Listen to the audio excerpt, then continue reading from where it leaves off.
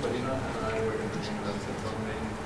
I've been developing this minimum intrusion grid. It's a middleware collaboration with some of my colleagues there. First of all, I want to say a bit about what I mean by the term grid. Grid was a big buzzword in the 90s, and as you probably know, much of that buzz have now moved onto the cloud. Yeah, sure. I think some of it is pretty much reinventing the wheel, but I'll cover that during the talk. So anyway, in the mid-90s, we had Ian Foster and Carl Kesselman presenting this whole idea of the grid. At that time, we had the internet where you could easily access all kind of information, but they wanted to take that idea and spread it out to all kinds of resources, that is accessing computing power, storage, even special devices like telescopes, accelerators, like the big accelerators that they have at CERN and so on. So they wanted this big unified access to all these resources, and they had a focus on including things like applications and also including people into the mix, focusing on sharing resources efficiently and enabling collaboration between users, especially using this term virtual organizations. I'll come back to that. So after a few years of development, we saw especially the Globus-based grid middlewares taking on, and they didn't really manage to capture the original vision, in my view. They worked quite well for the specialized people who were doing physics simulations and were able to send out the data to different machines and handle jobs like a big batch system. But the ease of use and the collaboration wasn't really part of the package. So we wanted to try to address that with this new grid middleware called Minimum Intrusion Grid, or MiG for short. And if I go back to the previous slide, the overall architecture in the Globus-based grids, the grids middleware that I call first generation, is this all-to-all communication. Users and resources communicate all-to-all. This gives some limitations to the whole idea. So we wanted to move on to an architecture where we had a centralized system of still distributed servers, but an actual system separating the users from the resources, where resources in this context could be clusters, supercomputers, and so on. We also wanted to move the actual grid middleware to these central servers so that we didn't have to force the users and resource owners to install a huge middleware and maintain that. So we moved all that to the central servers. Another part of the original vision was that the whole grid should appear like this huge virtual machine to the users, and by doing this completely different architecture, we could actually try to achieve that. From the resource perspective, grid should just be a set of users, or user accounts on the resource, so that would pretty much map to the existing system where they had local users already on the clusters. Back then, in the 90s, we saw a tendency for a lot of things that had previously taken place in labs in science, moving to simulations, and later on we saw business intelligence, data mining, also moving to computers instead of. So we suddenly had a large demand for computing power, and we needed to do it cheap. At the same time, we saw computing power being moved to data centers, where we had professional administrators taking care of all the maintenance.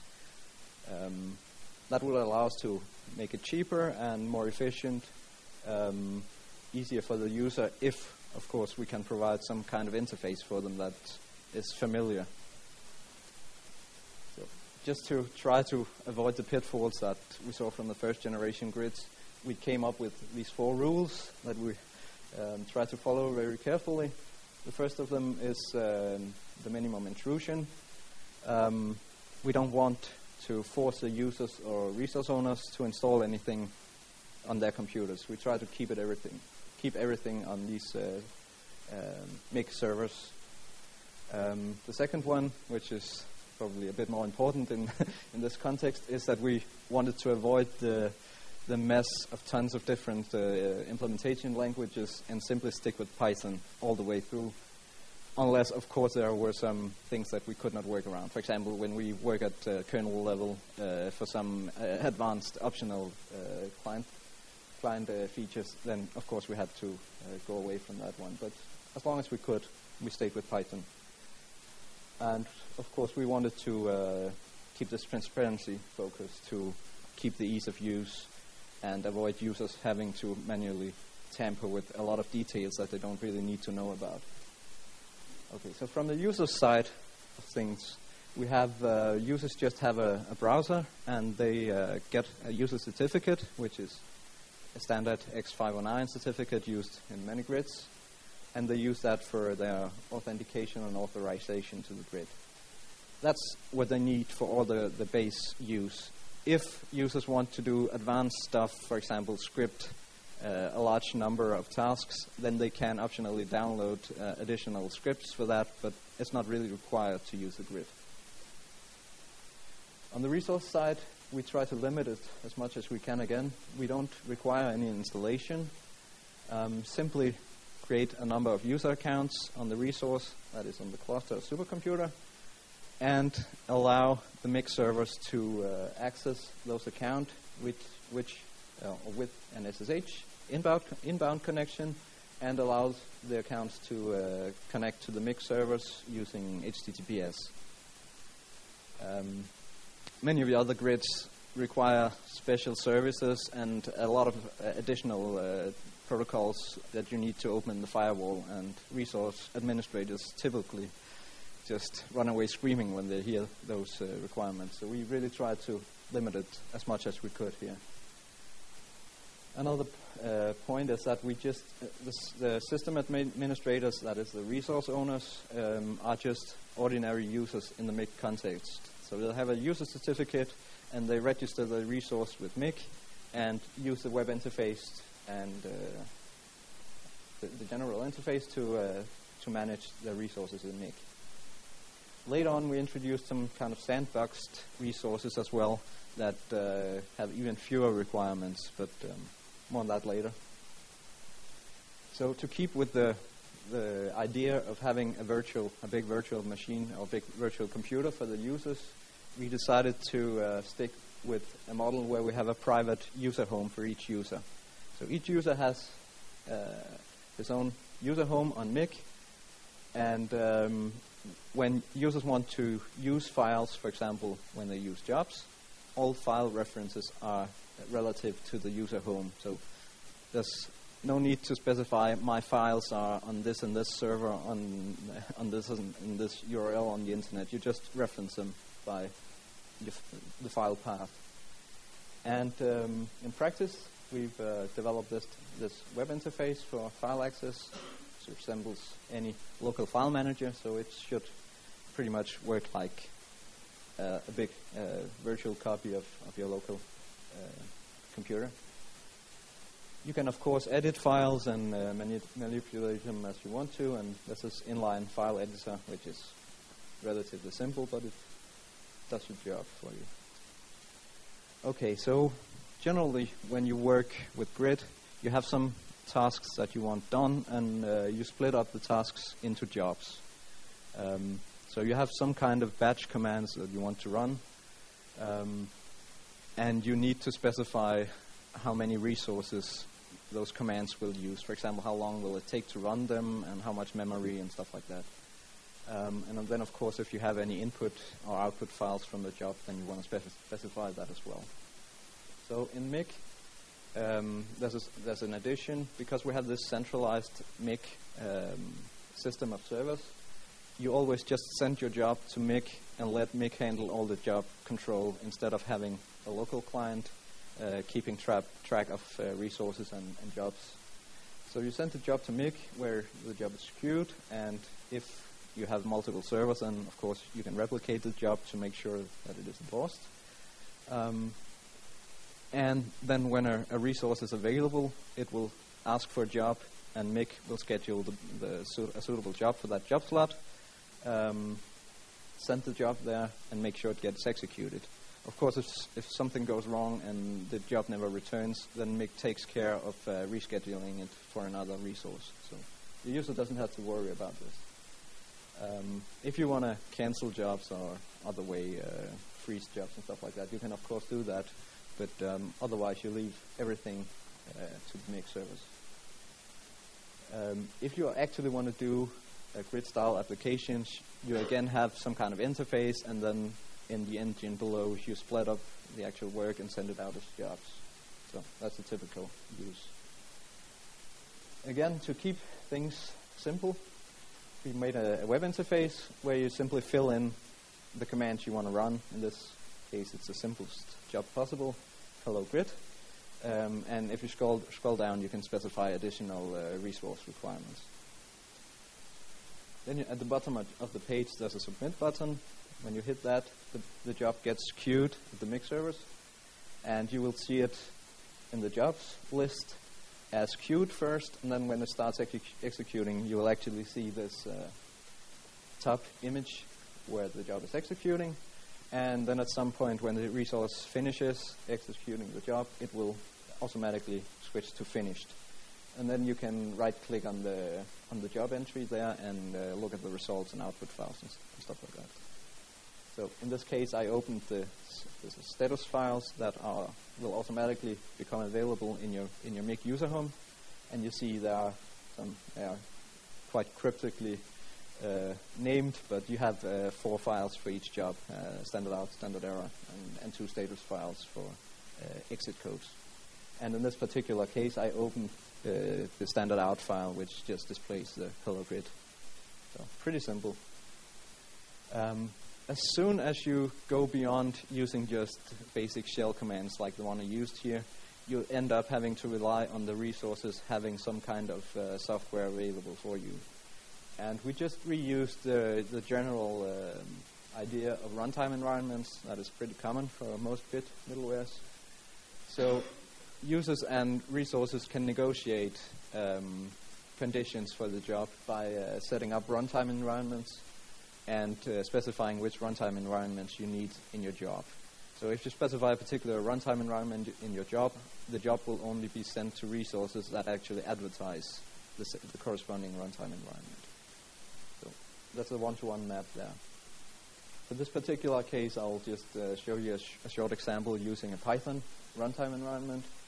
So we have a Python runtime environment that just indicates that any version 2.x of Python is available on the resource, and in the job we can use Python using the $Python environment variable.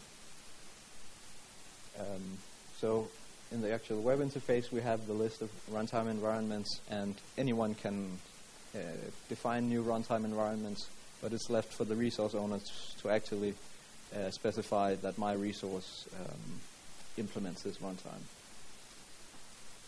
In the actual case of a Python job, I've taken a little sample here. It uses the Fibonacci number algorithm. So I have a Python application in my MiG home called fib.py, and I just opened it in the editor. It's very simple. It's just a naive implementation. It takes the 2 previous Fibonacci numbers and adds them up to the next number. So it recurses back that way. And then in the actual job, I'll take that from the bottom here, because first of all, I need the Python interpreter at the resource. So I specify I want a Python 2 runtime environment, and then I know from the Python environment that will enable the $Python environment in the job for me to use, so I don't have to worry about the actual location of the Python interpreter on the resource. and I specify my application and an input argument, because in this case, I want the 26th Fibonacci number. In the list of executable files to my job, I specify fib.py because it's directly in the root of my MiG home directory, and then some additional specs because I know approximately how much I need to run this job. And then I get the job result back and have the 26th Fibonacci number. If there's time, I can show you afterwards a small live demo, but I'll move on for now. So if we go back to the original vision for Grid, we had this important part about virtual organizations. So the point was that we want people from different organizations in the real world to be able to easily collaborate. For example, it could be people from different universities or different companies working together on a shared project. And we need some sort of means for actually enabling them to collaborate in an efficient way. So in MiG, we try to implement that in the form of what we call vGrids, which enables users to dynamically sign up for collaboration and share files, share resources. They get access to private and public web pages that they can use for the project. They have wikis and version control systems for if they want to develop code. They might want to collaborate on keeping track of different versions. And then there's a small forum as well to ease communication internally. An important aspect here is that vGrids are completely user-managed. So all users in MiG can create their own vGrids and manage them. That is, sign up new users for them,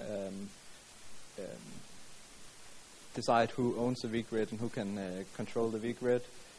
They can even make nested vGrids to get some sort of hierarchy in the structure here. So I'm just going to show you examples of each of these features.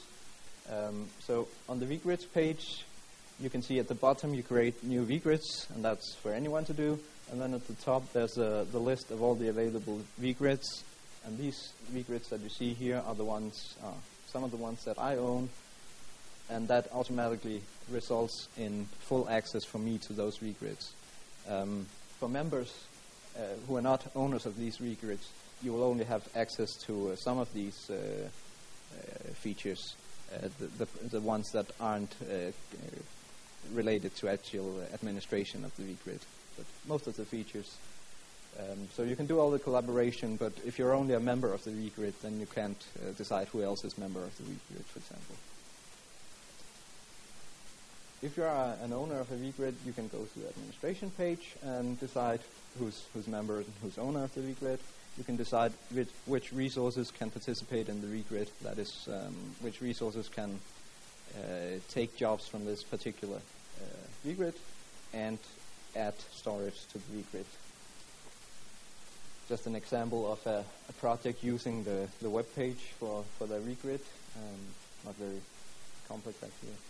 And the same project has a wiki for internal documentation. There's a source code repository where the participants develop software for this particular project. And you can use the web interface for read-only access. This is a Mercurial repository, so this is also Python. And of course, you can use Mercurial clients from your local computer to have full read and write access to the repository. And in that case, you use your MiG certificate with Mercurial to get the same access control. And just a sample of the vGrid forum where you can communicate with other members of the vGrid.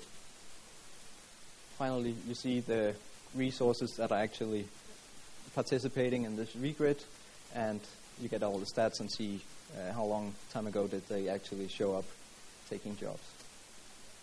Okay, so that was a bit about the vGrids, the virtual organizations in MiG.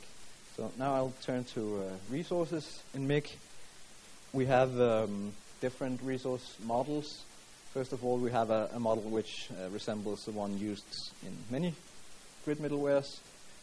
That is just clusters and supercomputers signing up for jobs in a grid. In this case, we just try to make it a bit easier to sign up because you don't have to install anything. You just go to a web page and enter your specs for the resource, and then you can immediately use simple web buttons to start and stop resource in the MiG context. This also enables resources to deliver storage to particular vgrids in addition to just compute power. Later on, we developed another model to make it even simpler to contribute to grid, because we've seen a lot of these SETI and Folding at Home, Boink, all these public resource computing initiatives where people can contribute their spare compute cycles to compute-intensive projects. So we developed a simple screensaver application that simply launches a virtual machine that runs a MiG resource in it. So when the screensaver kicks in, it starts this virtual machine and then takes jobs. When the user comes back to use his computer, the virtual machine is killed and any jobs running will be retried later automatically. So it gives an easy way to let people contribute. We made a live CD that allows us to put PlayStation 3s with powerful cell processors on the grid, and we did a proof of concept one-click resource model where you just use the Java virtual machine in a browser to open a single web page and start contributing to grid. When you have resources in MiG, they will appear under the Resources tab. If you own the resources again, you will have access to administrating them. Otherwise, you can just view the specs and see what resources are available. When you actually own a resource and go to the administration page, you have this. This is just a shortened form of the resource configuration, but there's also a full editing interface available where you have a form that is a bit more user-friendly to use when you want to specify the specs for the resource.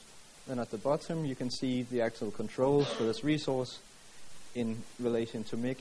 You just hit the restart button here to start the resource on MiG, and it will start taking jobs. Okay, so as I started out mentioning, we've seen this bus going all the way to the clouds. First of all, we had the buzz around grid, and after many years of grid middleware development, we kind of ended up with grid middlewares that were well suited for these very specific purposes of handling jobs in relation to, for example, high energy physics, where we had users that were quite knowledgeable about the underlying infrastructure and so on. So they could use it, and they still do that, but it was way too hard for ordinary users to just go on and use this for an easy way to use grid.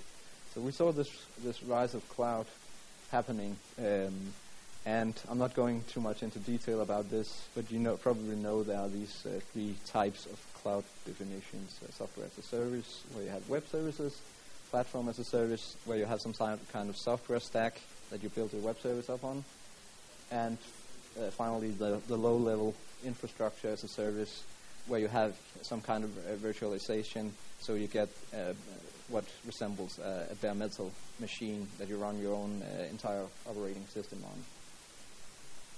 So how does that come into play in relation to grid? As we saw grid losing the hype because it's more and more turned into what I would call a job shop, where it didn't really deliver anything else but actual ways to interact with a lot of batch system around the world.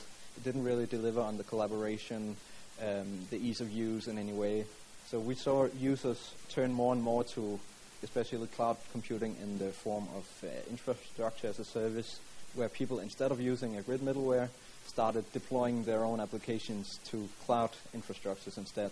So you didn't have to worry about all these grid intrinsics. You could simply just build your own machine images and throw them onto the cloud and use that. And that works for people. So it's pretty pragmatic for people to choose that. I understand that, but of course we would want to try to see if we can do both and actually still get all the collaboration and ease of use while keeping, of course, the pros from both of these very hyped terms. So with this cloud computing, you may get some resource sharing because you may end up having virtual machines running on the same resources, but it's not really as a high level of sharing as you can get in the grid, where you don't have the overhead of virtual machines. And still, cloud is not that easy to use.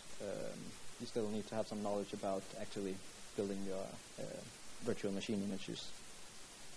So we'll try to revive the original vision of grid, and we already think that we can deliver the basic promises from the grid with our MiG middleware.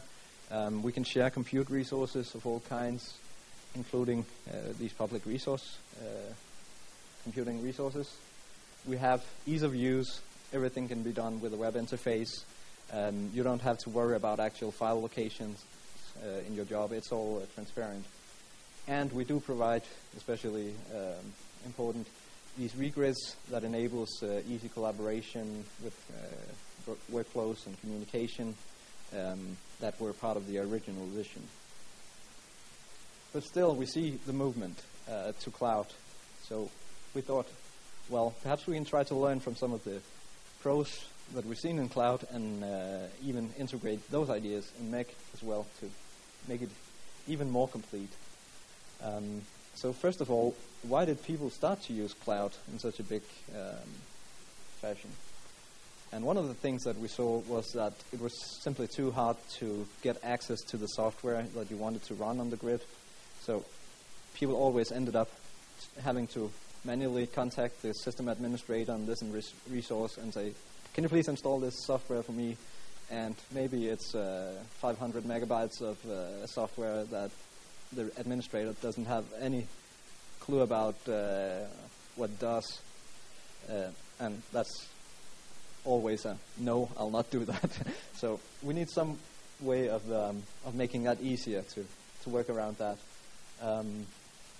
Then we thought another one of the points of cloud is that you can actually have these web services and have the application platform. You make it easy for users to use an application through the web. Maybe we do something there as well. And finally, for the case where we still can't solve the problem of software deployment, then perhaps we could turn to virtual machines too and integrate that in the grid. So, first of all, on the better software sharing approach, we took a look at how things were, and we saw, well, we did have the runtime environments in place, but they were not always that easy to use because administrators still have to manually control applications on their resources. But perhaps we could make a system that would allow dynamic deployment of software to the resources. So we decided to go for a central software repository where we packaged some software and made it easy to deploy that software onto the resources. In this case, we found the brilliant Python-based zero install packaging system, which actually fits our purpose just perfectly, because it's a framework that allows anybody to package up software. You can do dynamic deployment because a software package is pretty much just an XML file pointing to an archive somewhere on the internet. And what zero install does internally is, instead of actually installing in the typical sense of installing system-wide, just pulls this archive down into the user account where it's cached and everything is run from this cache. So you don't have any super user privilege privileges involved at all. You can run anything from user space. You get automatic dependency handling and automatic updates. There's even support for isolating software internally in the account, and it uses cryptographic hashes to make sure that the software has not been tampered with. So this provides us with a way to actually let users package their own software, get it integrated in, for example, the software repository that we host, just put it somewhere on the internet, and then any resources that want to enable users to use these zero install packages just need to install a single zero install package, which is small and pretty well known, and that will allow jobs to use zero install packages on the resources. So that should make it easier for users to get the software they want on the resources. Then when we think about the other point I had from cloud was this application platform. And actually, when we think about it, we already have support for that because these private and public web pages that we provide with the regrids can be used for this particular purpose. Anybody in the regrid can actually build their own web application using these private public web pages. And then we provide a simple JavaScript library they can use to make it easier to actually split up the work into jobs and pull out the compute power into these web applications. Finally, we did some experiments with virtual machines, and we had a student too who integrated a virtual machine controller in MiG. This is still experimental, so it's not included in the production version yet, but we have it working in practice. So you simply use web interfaces to build your virtual machine image, and then you can use these buttons at the bottom here to actually fire off the virtual machines onto grid resources, and you can even get a VNC display running in the web browser, contacting the resource. So you can actually maintain this anonymity between resources and users because it all goes through the MiG servers. Okay, and another point to make it even easier and more transparent to users is that we provide SFTP access to the MiG user phones. And that also allows us, for example, if you have a Mac or a Linux machine, then you can simply use SSH FS to mount your MiG phone locally, work on the files just as if they were available in the file system. And I do that every day on the projects I work with, which is quite well efficient. Okay, so I'm going back to a bit of the technical details in MiG here. As you've seen, a lot of it is web-based. So we have a web server, and we have different interfaces for that web server. We run WSGI, CGI, SMLRPC, so that users can decide which interface they want to use for this particular purpose. Then we have some daemons running in the background to actually handle the job. These daemons and the CGI all runs in Python. Well, CGI, WSGI, SMLRPC use shared Python backends. So I try to make an outline of how it all works. So of course we want to reuse as much as we can. So we have these shared backends, and then we just grab all the input coming from CGI, XMLRPC, and WSGI. When we get the input from the user, we pass it and make sure it's safe. We put it in a dictionary. We love dictionaries. That's a very neat feature in Python. So grab it all in the dictionary, send it to the backend, which can then do the handling, interact with files, interact with the daemon running there. We also like the pickle module very much because you can just take these dictionaries, send it to file, and easy load them later on. And the backend returns a list of dictionaries, so you can simply take that list. Either if you're using XMLRPC, you just receive that list with dictionaries in raw form, and you can manipulate it if you want. And in the case we want to display some HTML for the web pages, we have some output handlers that take the list and translates it to a string of HTML. So in that case, we need lists because we have to keep the order of the integrate your dictionaries.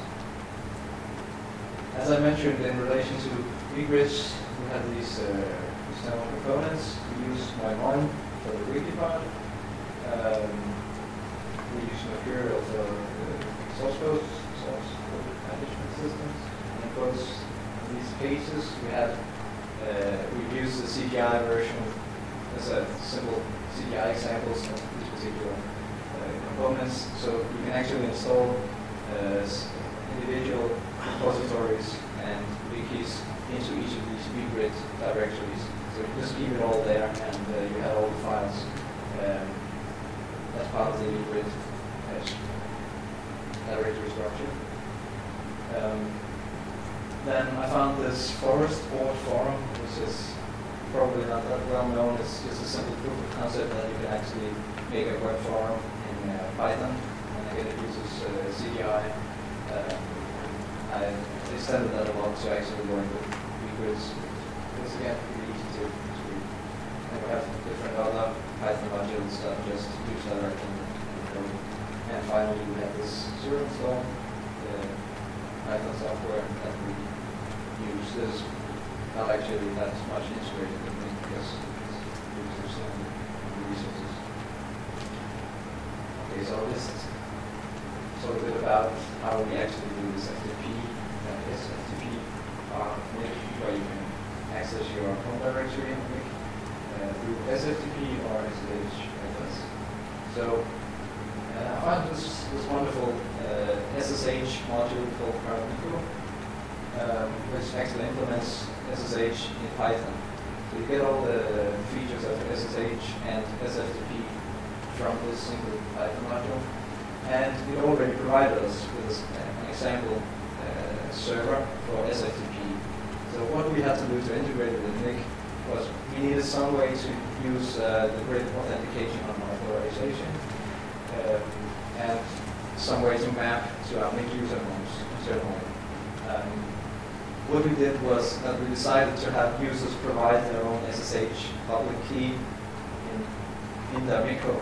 So they go to MiG and they have an interface for specifying the public key. And then we use that key to let them access the user home. So we need to make sure that the users can only access their own home, of course. They should not be allowed to access other users' MiG homes. And they need to be able to access these regrids shared directories as well. So there's a filtering going on in the server.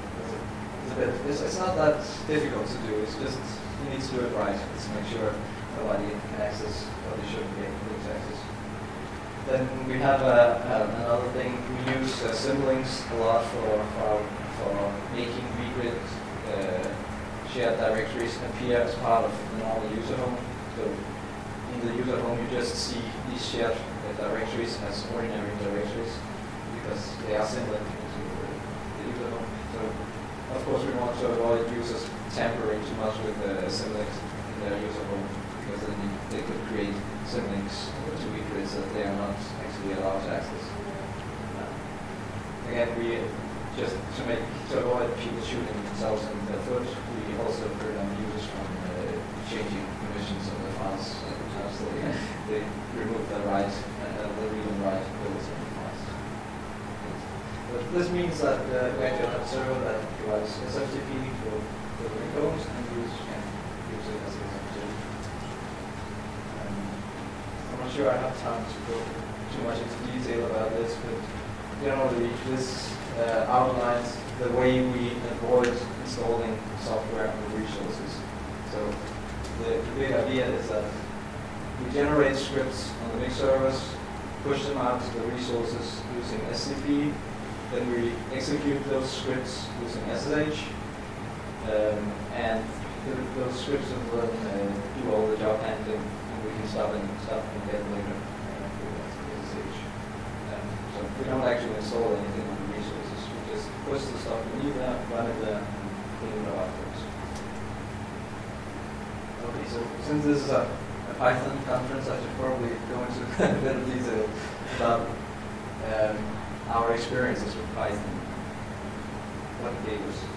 I gotta say, it's been an amazing development we've been able to develop this middleware to a point where we believe we can actually do a lot more than most of the other grid middlewares. We've done so with very little developer effort compared to the other big EU-sponsored projects. It's very easy to develop with Python because you can do very quick concepts, and it's not a far way to go from these concepts to actually have some production code. This time we have about 50,000 lines of code in MiG, and when we compare that to millions of lines of code in other middlewares, you get the point. This also makes it a lot easier to maintain and get into further development because, well, less code means less time to get acquainted with it. We are especially happy that we have this very easy and flexible data structure like dictionaries, and we actually end up using dictionaries, and people, instead of databases, could of course use lightweight databases, but in the end, in most cases, we are completely satisfied with just having dictionaries for most of our data. And the last thing I want to mention is this entire thing that I mentioned about having a backend module that is shared between different interfaces was very easy to make and still have these flexible output formats, because string formatting and string concatenation is rather easy to use in Python. There are some templating engines as well we could use with on that here.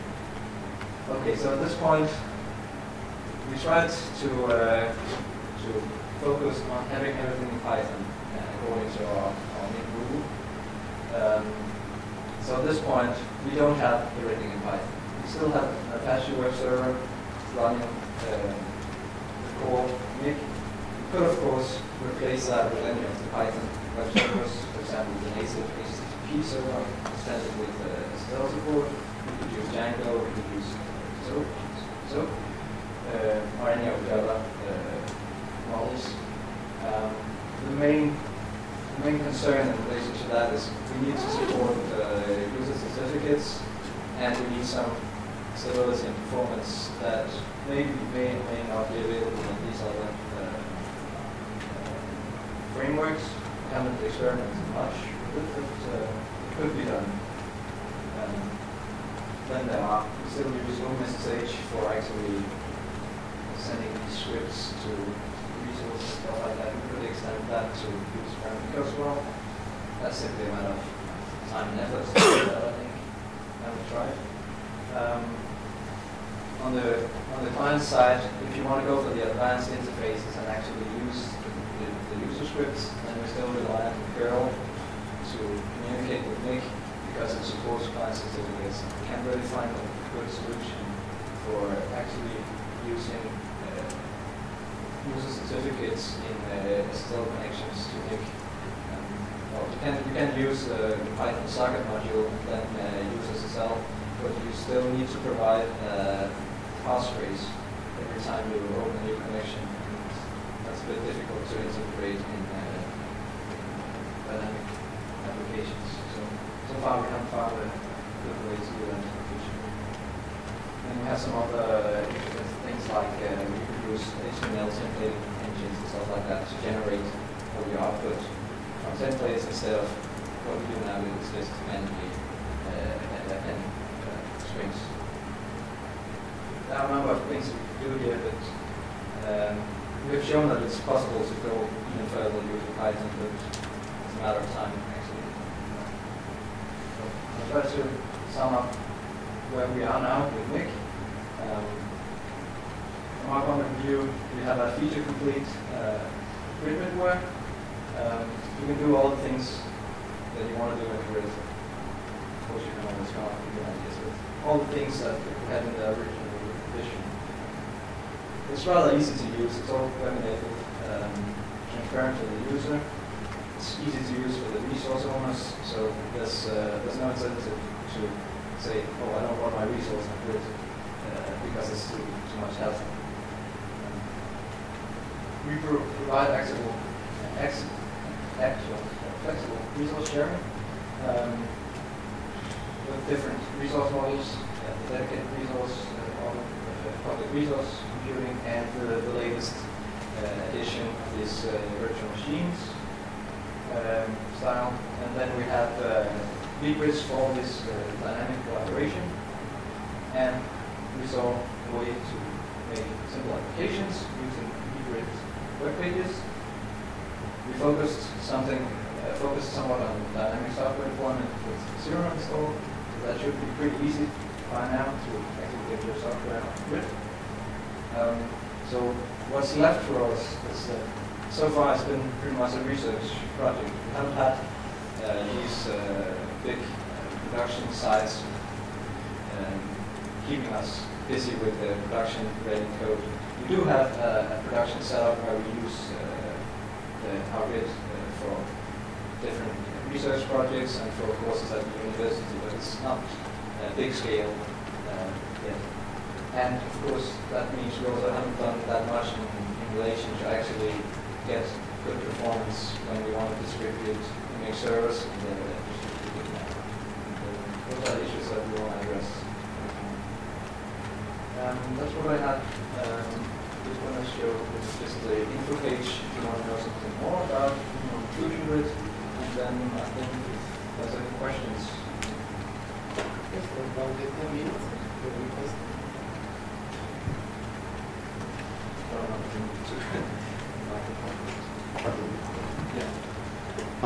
My other half spends a long time dealing with grid computing for CERN, doing a lot of this sort of stuff. And a lot of the time it's actually spent doing bookkeeping. Yes. This looks quite nice. But how much outreach do you do with sort of junior level users of the grid for managing physics to see what features they really need and what problems they actually face? Yes.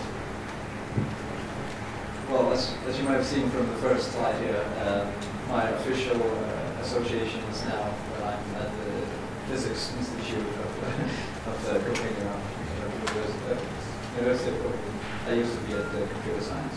But now we moved a bit closer to the physicists, and we do run projects to try to get more users acquainted with these easy interfaces and getting to know about the actual availability of things that shouldn't be so demanding for users to get started. We do try to get more users, and this is of course another good opportunity to do it. Do you want some? Yeah, sure.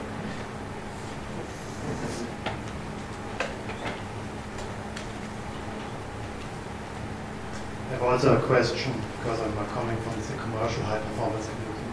Have you any measures for license handling? So, for instance, if you have a lot of simulation codes or things like that requires a commercial license, it's availability of a license server. It's, in my experience, this is usually a problem that it's not easy to tackle. Yeah. Actually, I think I have some.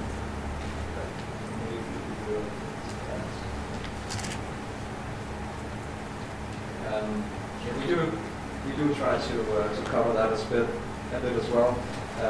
One of the things that we saw in practice was that in relation to MATLAB, we typically have this case where you have people choose to have a compiled host that they share because that is somehow feasible in relations to license. And in this particular case, the actual application platform that I showed here is a MATLAB helper application.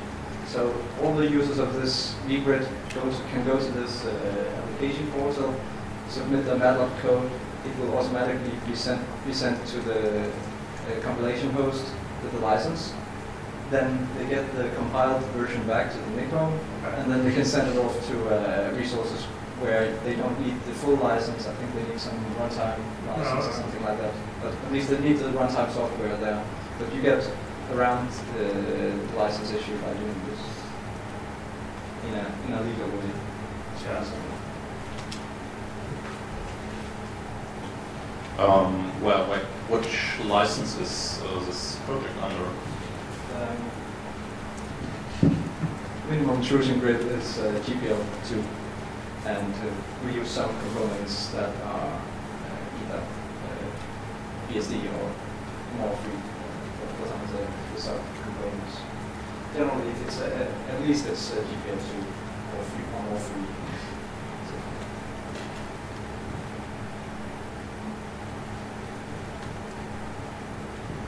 So when a user submits a job, it has also to specify the resources that it is going to use. And what happens if the estimate is not good? For example, it says it's too low, it takes a longer time, or if it's too big, it occupies the resources too much?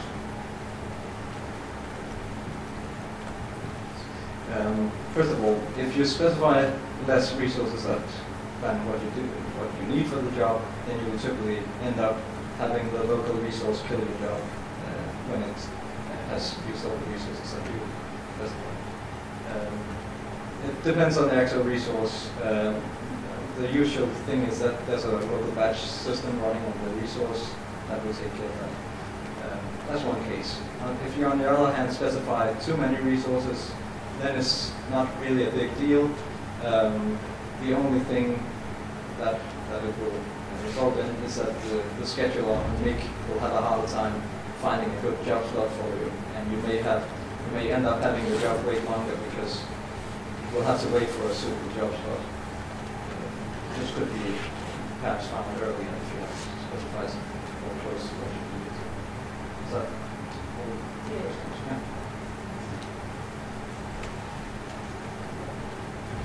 You mentioned that one of the reasons people were moving from grid computing to the cloud was that you could put on your own image. And you talked a lot about how you do resource management, or dependency management, software dependency management, things like that. From using it, I know the reason that you built this is because no one likes having their job fail because they've missed out something in their environmental variables, things like that. Maybe this is naive, but would it not be possible to, instead of uploading a virtual machine, to be able to specify these things to the grid, then download something that would allow you to verify that your job would in fact work? That's actually a good point. Part of the virtual machine project that we did here actually focused on specifying what you wanted in your virtual machine. That is the list of software packages. Then you could download the virtual machine image generated on MiG. You could even start your application, freeze it there, send it to MiG, let it proceed running on some big resource, and then pull back the result when you wanted to.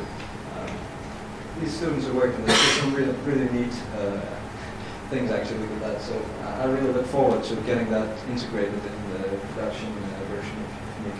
Because I started working on it earlier this month, but unfortunately the guy I collaborated with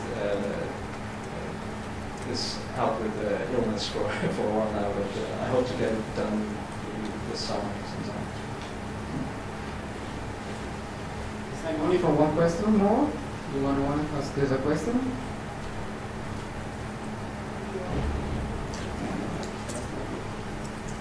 And what about security on the data that are on the resources on the cloud and so on? So what happens if they disappear or something like this? I mean, if you're thinking about user security, so I mean about user losing their data. Your data and what if I use it? Okay. Or results and not just results. Okay.